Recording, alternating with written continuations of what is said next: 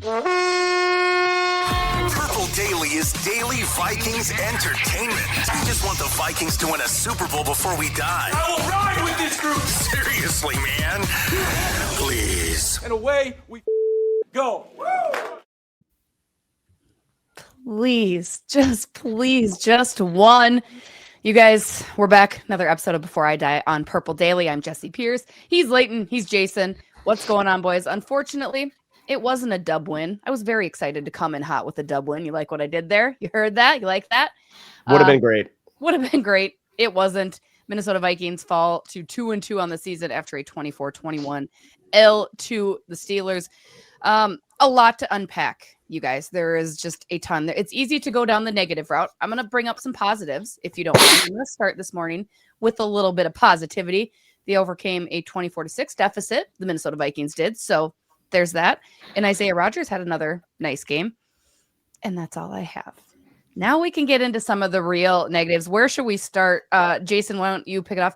Carson Wentz sacked 6 times. Again, I don't want to blame Carson Wentz for this. I think there's a pie chart. We'll get into that whole breakdown of who to blame. But between the O-line and Carson Wentz, it has been very difficult to watch this Minnesota Vikings team.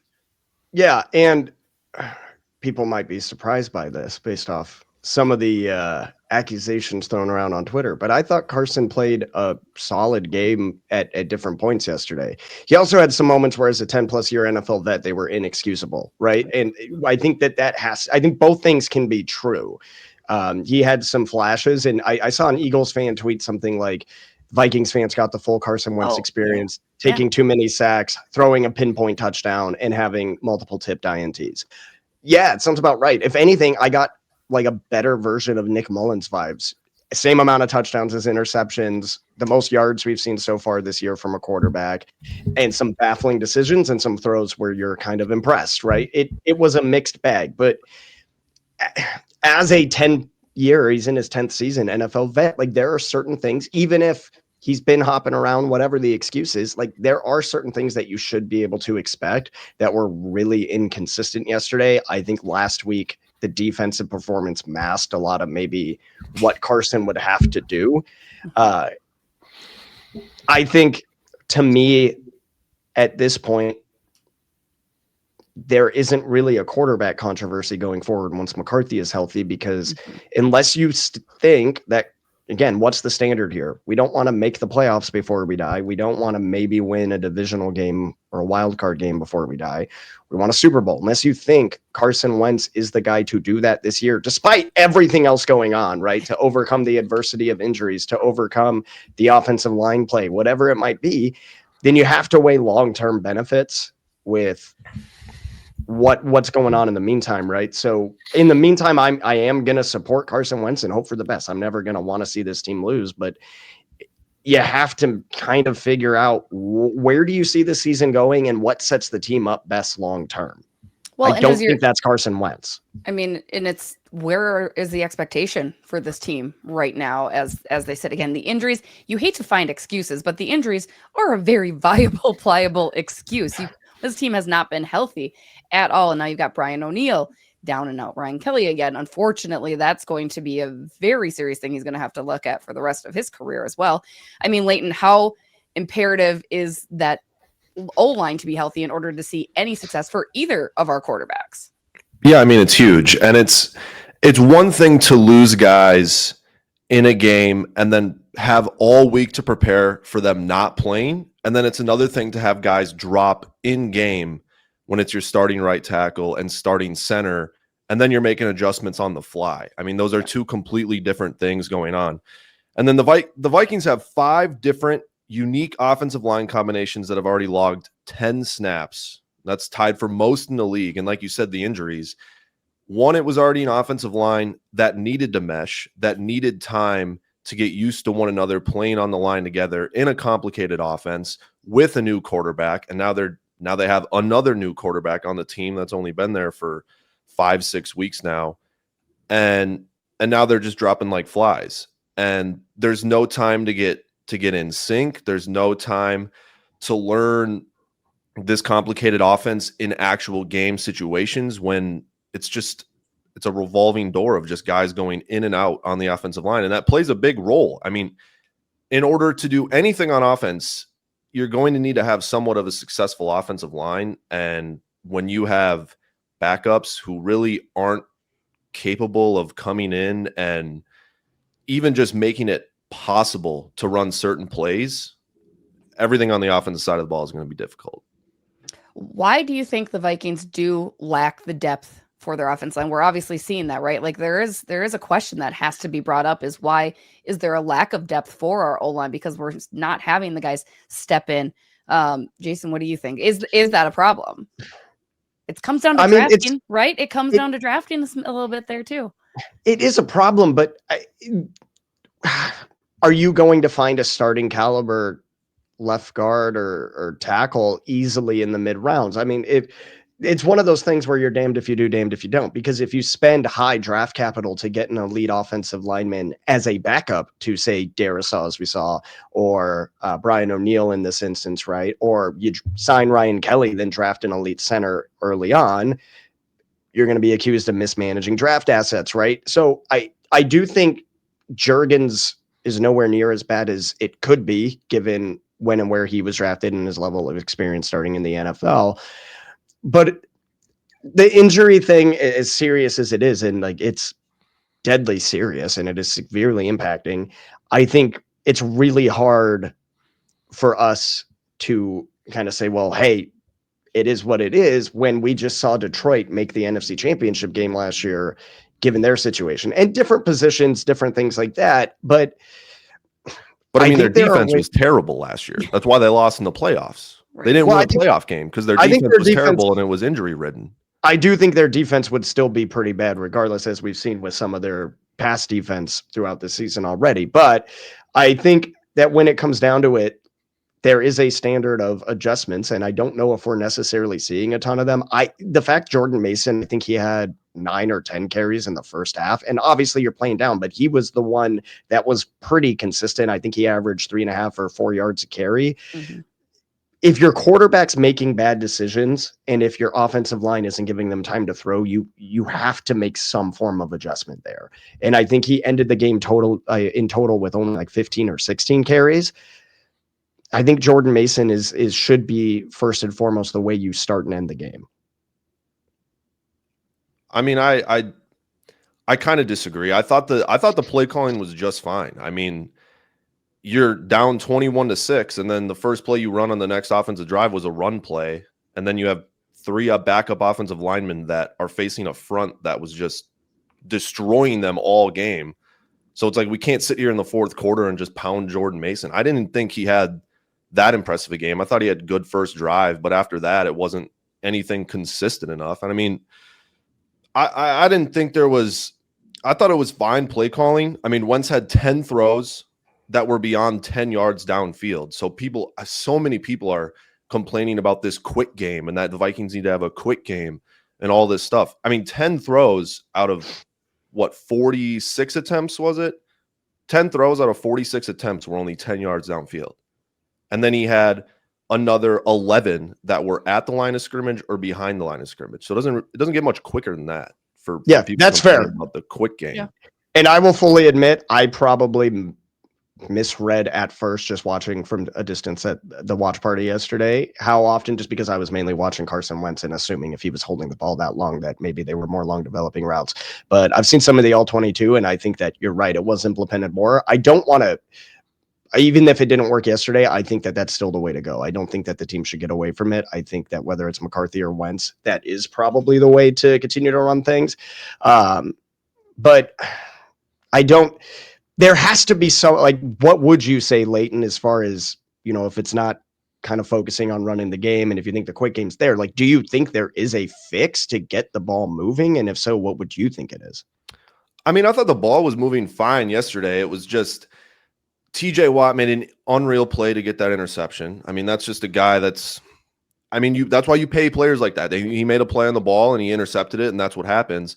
And then the other one was just a tip pass from Derek Harmon, their first round pick, another guy you invest a lot of capital in the first round, and he makes. I wanted him so bad for selfish I know, I wanted him reasons. too, and it's like he tips a ball and the ball bounces right into the Steelers' hand. So it's like that's just kind of the way football goes sometimes. And I don't think, I mean, I don't want to sit here and just bash the offense. I think the offense played all right. It was very inconsistent, but again, when you have offensive linemen coming in and out, it's going to be tough. But at the same time, when you get 350 yards and 2 touchdowns from Carson Wentz, like, the expectations are being met, in my opinion.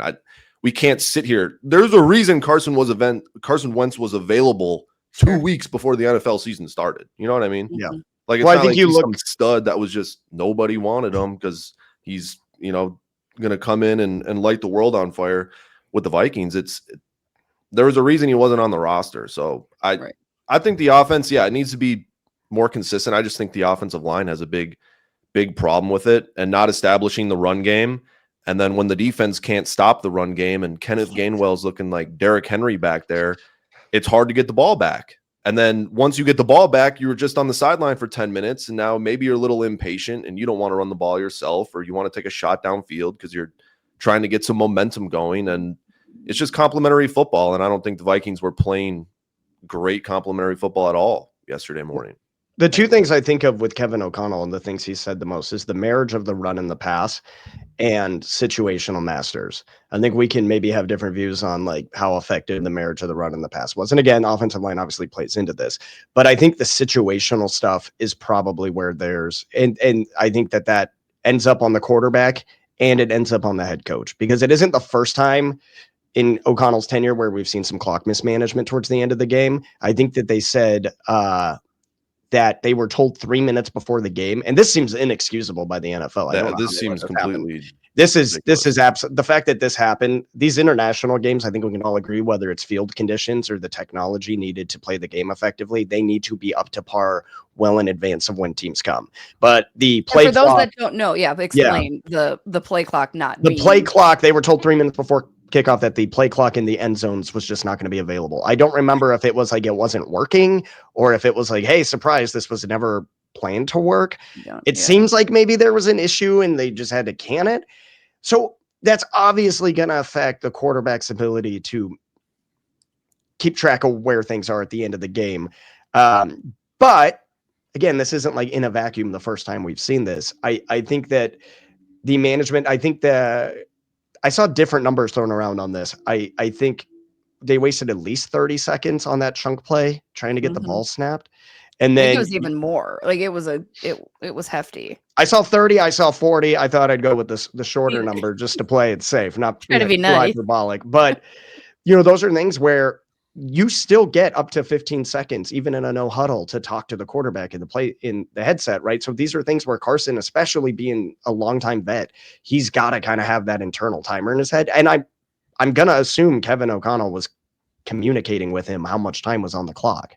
So I think that if we're talking about the philosophy that's been preached as far as the marriage of the run in the pass, that also includes setting up play action, things like that. And then situational masters, it just seemed like we weren't strong in the areas that we were told were going to be the foundations of the offense, regardless of injuries. You bring up a good point, because the only other kind of major issue I'm starting to have 4 games in now with this Minnesota Viking teams is the amount of penalties that they are taking every single game. Yesterday, it was another 8 penalties for a loss of 82 yards. You got 37 total on the season, which is the most in the NFL.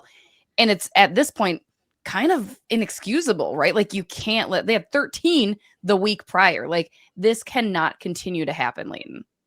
Yeah, no, it can't. I mean, it's something that you just have to practice. It's something that you have to preach and practice. And it's just mental lapses most of the time that the false starts, the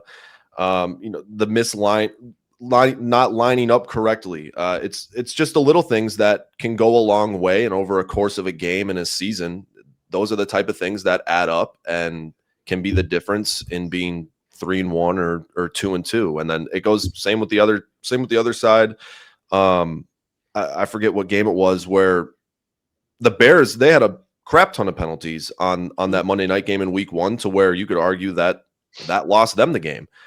So it goes both ways, and it plays a huge factor in every single game. I mean, if you're 2nd and 5 and then you have a false start and now you're all the way back at 2nd and 10, I mean, that's just, again, those are the little things that change the course of a game, especially when your offensive line is completely banged up. You need to stay ahead of the sticks constantly when you have a backup quarterback and a bunch of other backup offensive linemen in there too. Brutal. Absolutely brutal. We talked about the defense too, allowed more than 130 yards per game so far this season. Jason, how are we feeling about Beeflos? We saw a phenomenal defensive game last week. It's kind of up and down, but where are we at on the defensive side of the ball for the Minnesota Vikings so far? I think the linebacker position is where we're losing a lot of battles, and having Cashman out is obviously going to be a massive factor. Obviously, AVG can be a huge help in the run game as well. We have so much size on the defensive line that you would think it'd just be easy to plug the hole. But I mean, there's still gaps. Like I do think that there needs to be improvement on winning the battles right there. Jalen Redmond is an absolute beast. I think that's something that I don't want that to get lost in all of this, is just how great he's been. I still think Allen and Hargrave are upgrades over maybe a lot of what we saw last year. But I do think that this is a schematic area of opportunity that we've seen countless times. The middle of the field on Brian Flores' defense, whether it's running up the middle, and Detroit has historically taken advantage of this incredibly. Run up the middle with Gibbs, pass to the middle to St. Brown or JMO, whatever is set up. It's hard when you're seeing so much of the success that defense is set up to be like, hey, same with the offense, right? Okay, time to reevaluate the scheme a little bit. But I think that teams that do well against us are taking advantage of the middle of the field. We saw it in the Rams game last year in the playoffs, right? So I don't know if he's going to completely reinvent the wheel, because by prioritizing protecting that middle space, you're going to lose blitzers. You're going to lose some of that ability to disguise and have pressure. But I think it is more of maybe a schematic thing. And then obviously you look at guys like Ivan Pace, who people are just railing on online. I still think for the value of getting him how you did, when you did, where you did, he brings a lot to the table. But I've never looked at him as being the guy who's going to stop the run head on. He doesn't have the size for it.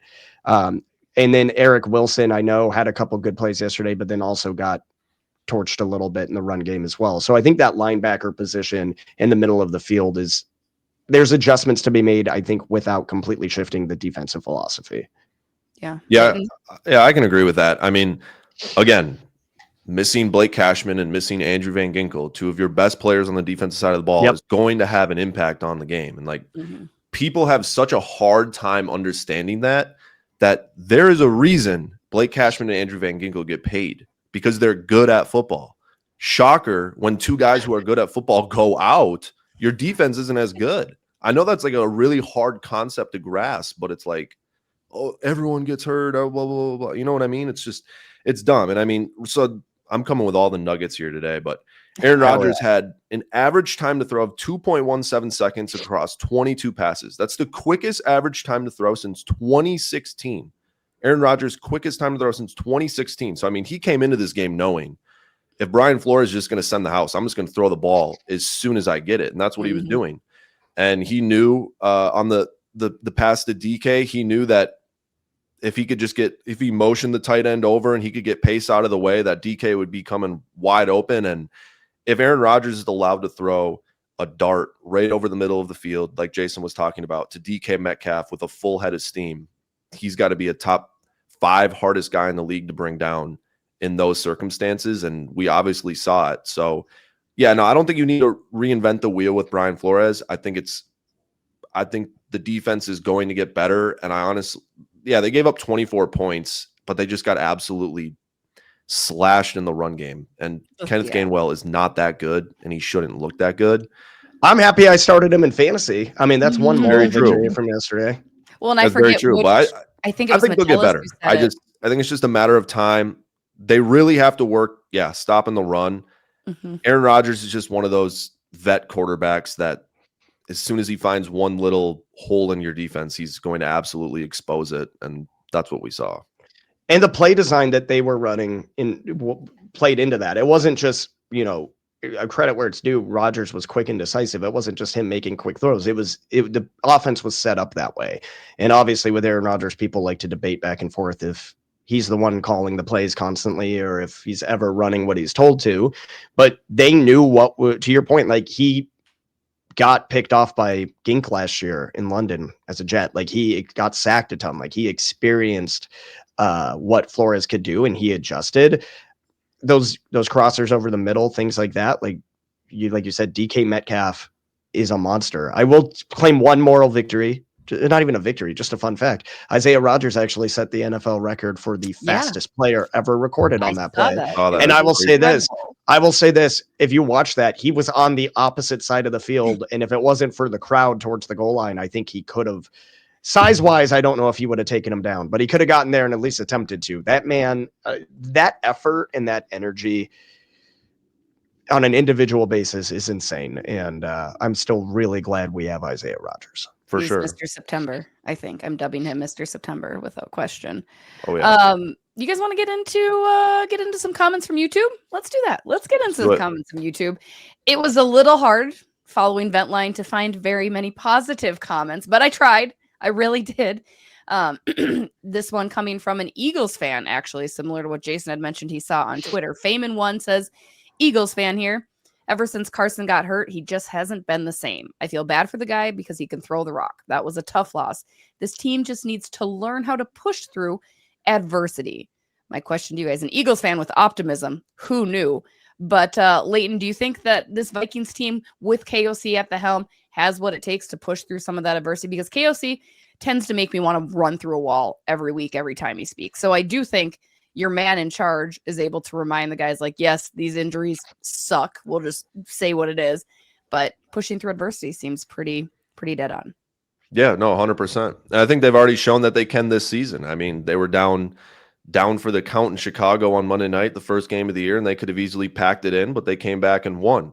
And then you get absolutely exposed at home against the Falcons on national TV, and you could have come out flat the next game. But no, they have one of their biggest wins in the last 5 seasons. It's just a matter of you got to keep bouncing back and get through that adversity. And yeah, injuries play a big part of it. I mean, you're missing guys, but you have to have that next man up mentality. And I believe KOC has a strong hold on that locker room. Nobody in that locker room is doubting what he's saying right now. Nobody's double questioning everything he has to say just because of a 2-2 record through the first 4 games of the year where you've been absolutely bewildered with injuries. Nobody's doubting him right now.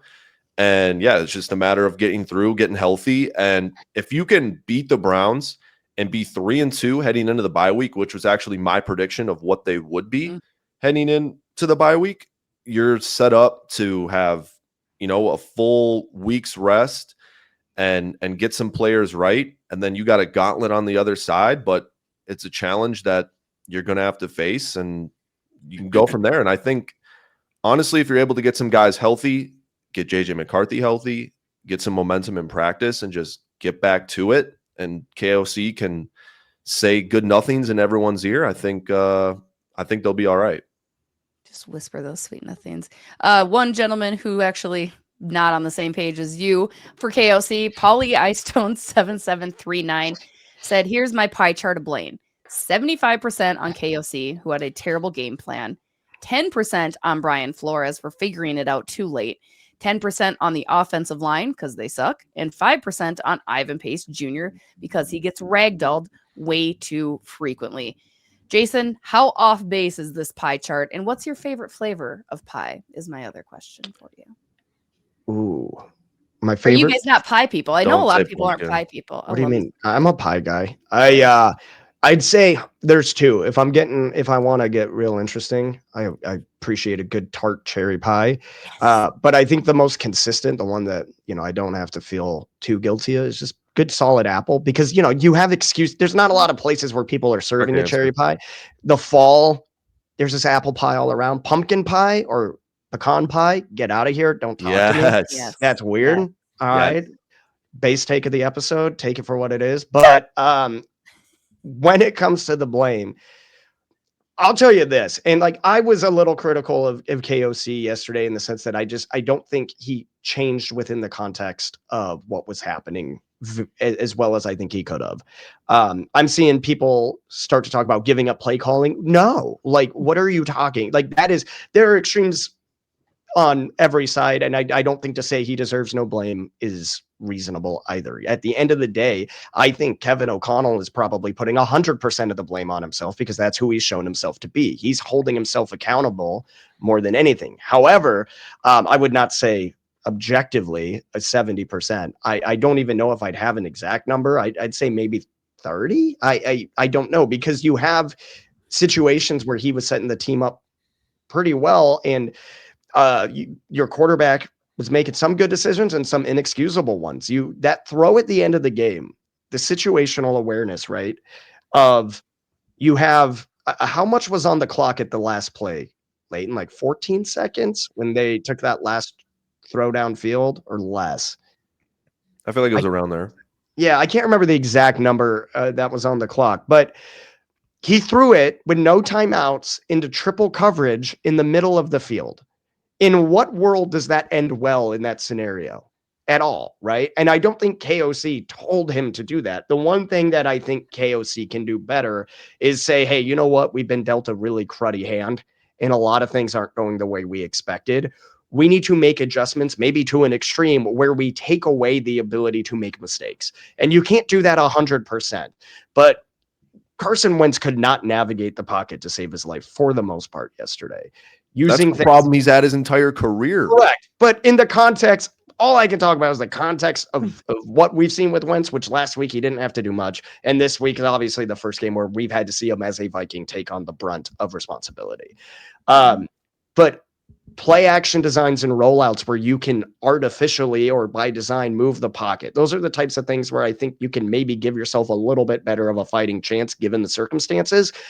I think anyone trying to discredit what Kevin O'Connell has done, I see people bash online, be like, oh, so much for culture. Look where that got us. So at least we have the NFL PA cards. You might downplay it, but like, people want to play for coaches they believe in. And to Leighton's point, this locker room believes in KOC. I think he's still a young head coach. Yes, we're in year 4. Yes, we need to see him improve, but it's not reinventing the wheel. I think it's in-game adjustments, taking the cards you've been dealt and saying, hey, you know what? We're going to have to switch our game plan to limit the ability for things to go off the rails. So I'd say in this instance, 30%. I think Flores probably like 20, 25. I mean, you can only do so much when your linebackers are out and you're playing guys who just aren't good in against the run in that position. And then I'd say, so that's 50. I'd say Wentz about 25, and then various other issues throughout. But who doesn't get any blame? Will Reichard, because my sweet prince is still perfect. True. Still perfect. It's true. Leave it to us. We have a perfect kicker. They should have just kicked it from the opposite 40. Why not? I saw people say that, and you know what? It would have been entertaining. It would have been. Could have been. Leighton, feel that's about right. KOC, obviously, as the coach, taking the top piece of the pie, but definitely not. The coach has always got to take the. I mean, it's coach speak. They're going to say, "Yep, it all falls on me." 100%. It doesn't, but that's what they're going to say. But yeah, no, I agree. I mean, it's going to come down to the coaches and making adjustments, and for sure. But ultimately, I said it again after the Falcons game. It's like then it comes down to a point of you just have to execute plays. It comes to a point in football to where it doesn't matter what play call you call. If you have the players to execute it, it will work. So again, if you just, but do they have the players right now, given again, a lot of things circumstantially, but I think my thing is just simplifying things to almost a point where I feel like it was simplified because I mean, only 10 of his throws were 10 yards downfield. That means he had 25 throws that were past the line of scrimmage that were before 10 yards downfield. I mean, it doesn't get much more simple than that.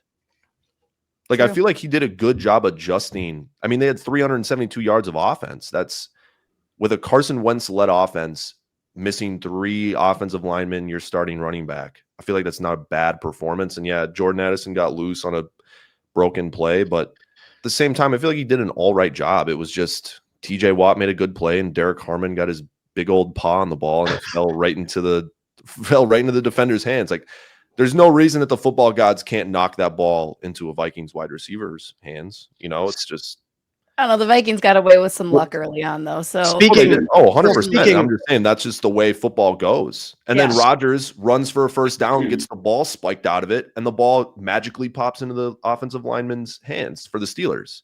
It's like, that's just I'm not saying like that's the Vikings just got lucked out of a win. I'm just saying that's just the way the ball goes sometimes. It's just that's what kept happening against the Bengals. It just kept going our way. Speaking of a ball getting knocked in an unlucky direction, can we talk about a ball that did pop up that I had some serious issues with? Was on that ball in the end zone to Naylor in the sequence where we threw to him like 4 straight times.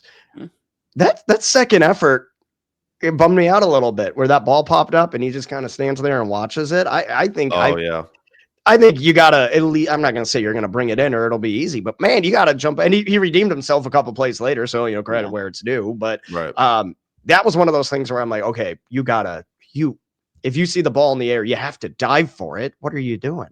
Yeah. Effort. You need the A for effort. Final comment from YouTube, you guys. John M says, this team is not good. Write this down. We will go winless in October. Yeah. My question to you, Jason, there's a victory on the calendar in October, right? There's probably more than one, maybe. Hopefully. Well, I mean, we have a less game because of the bye. One less game because of the bye, so. So I'm just making sure I have my schedule correct here. Because, so it's Browns, Eagles, Chargers. We could go winless. And also the most on-brand thing for the team to possibly do is to beat the Super Bowl champs at home. Like that is there are rhythms with this team. And I even said I got blasted for it yesterday. I think like in the third quarter when everything was going wrong, I was like, we know this is coming down to the final play. I was like, don't be biased. Don't be one of those blind people. And I was like, dude, this team always does this, right? So I think the most obvious script ever is that we get at least one upset. I don't know if the Chargers would be considered an upset right now. Probably they're going to be favored in that game as they should, but they had some similar mismanagement a little bit in confusion late game as we did. But shout out Jackson Dart, by the way, former USC quarterback. Good for him. But I think Cleveland's inconsistent. I think we should come out and win next week. I know that's a really tough defense. I'm not going to downplay how tough that is, but I think you're in London for a week. You have way more time to adjust. You lose the excuse of travel or anything like that. You actually have an advantage because you're not traveling. You're traveling like it's like an hour flight from Dublin to where they're going in London, maybe less. I don't know Europe, but you have every advantage in that sense as far as getting acclimated, getting prepared. I think they go out to London today, if I'm not mistaken. I think they said the plan was to go out Monday. So I see that as I'm going in expecting us to win next week, even if it's against a good defense. I think that our defense can also have a very good game as well. I think that it's going to be a defensive battle. And then I think the Eagles game is going to be very interesting because what they do well is going to match up. That's going to tell us a lot about Brian Flores, I think, overall. Because what the Eagles do. They have a very specific way of running things, and it typically works. I'm very curious to see how he approaches that game because they run a very, very unique brand of offensive football. Yeah. So defensive battle, what do you think the over-under is? Like total points scored? Vegas line, yeah. They have it. They see it differently, I'm guessing. I'm not going to say anything. 20. What? No, not 20. Sorry, my mistake. 34 total. 36 and a half.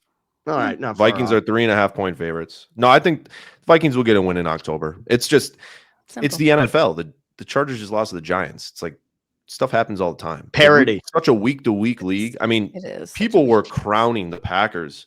Oh, they're going to the Super Bowl. They're the best team in the NFC. They have the best defense since freaking 84 Bears, whatever it is. And then they get freaking 40 bombed by the Cowboys on Sunday Night Football in a tie game. Like what exactly? You want to talk about a head coach who deserves to be held accountable for in-game management? Oh my God, Matt LaFleur. What were him and Jordan Love doing in that situation? They're so lucky there was a second left on the clock after that errant throw. Yeah, and I mean and again, people love to say that injuries don't matter, and then you look at the Ravens who can point at 9 starters who are now 1-3. So the best 1-3 team I'll ever see. Like that's for real though. Like that's the thing. It could be a whole lot worse. The Vikings are 2-2 and they've managed to overcome, injuries and win 2 games against I don't know if they're solid teams, but I mean, they're not the cakewalk of the NFL, but I think they'll win in October. Yeah, Let's I think go. that this is where we're going to truly find out who this team is, because like I sat here and I think Leighton, you agreed with me on the possibility before the season and said like, hey, we could start off 5-0 before the bye. There's not a lot of outright reasons where I don't think that's possible. And now we're sitting here at 2-2, hoping to come out 3-2 before the bye. But October and November, they're going to be tough. They are going to show you who this football team actually is. Hopefully, you have guys healthy. I personally don't know if we'll see Ryan Kelly again this year.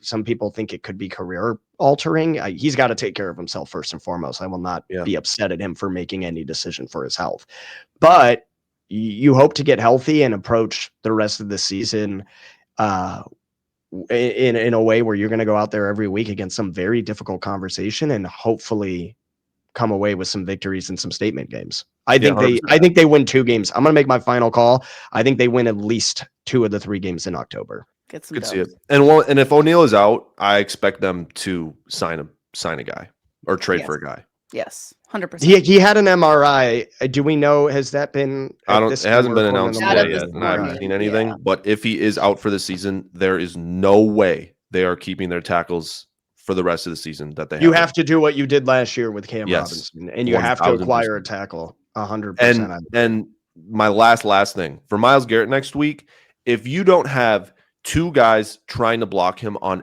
every single play, we're doing something wrong. There is no way you can leave him one-on-one with except Darisaw, but I don't think he's going to be lined up with Darisaw with the other injuries that they have. You need to block him. Chip, running back, tackle, whatever it is, there needs to be 2 guys at all times. Would you sacrifice Hawkinson entirely from the game plan just to have him be an extra blocker? Or would you maybe even just sacrifice Hawkinson playing much of the game really and put Oliver in because he's a better blocker? I think against Myles Garrett, I would just lean into Oliver, even if you take away the decoy of having Hawkinson out there to block and people having to respect him as a pass catching option. I think that you just have to oversell to protect against Myles Garrett. Oh, 1000%. Sacked 6 times against Steelers have a good front, but Myles Garrett's a different beast. Different animal. We'll see. We will see. Again, we'll be back next week. As always, follow all of our Purple Daily content. I'm going to give you my one before I die. You boys thought you wouldn't hear me bring this name up, but I will. Before I die, Sam Hartman will never shave his beard ever again because it is an atrocious, atrocious look. Men out there, if you've got a good beard going on, just leave it. I promise you that is what we want. Just leave it. It is a terrifying vision. Sam Hartman, And don't have long hair without a beard. Don't You say got to that. balance it. You got to balance it out. You can rock that. There's plenty of people I could point to. I won't, but there are. Some of them play hockey, and I'm too closely. Okay, that's fair. That's hockey hair is different though. Hockey hair in the context.